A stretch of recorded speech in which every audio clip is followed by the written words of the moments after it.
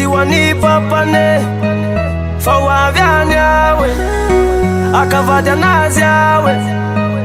laza hoany mamane kozy hoany papane fa hoavy any aho akavady anazy aho laza hoany mamane kozy hoany papane fa hoavy any aho akavady anazy aho na fifiry taona niarantsika ivadika aminao aloha de sanatry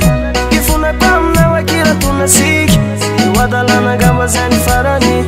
tsy ameriny intsony fa anajanao any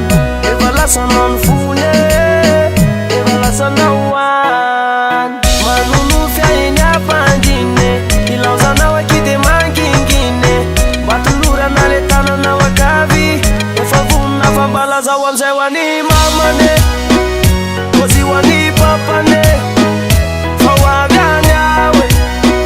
akavady anazy aho laza hoany mamane kozy hoany papane fa hoavy any aho akavady anazy aho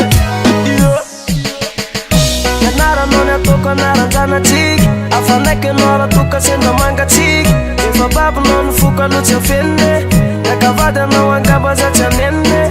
fankilanao ihany aky baby no tena mba tiako misy ahy fa tsy sangisangy lay fity fa hoanao mandraky izay dory manonofy ahiny ampandiny ilaozanao aky de manginginy mba tolorana le tananao akavy efa vonona fa mbalazao amizay hoany mamane kozy hoany papane fa hoavy any aho akavady anazy aho laza hoany mamane kozy hoany papane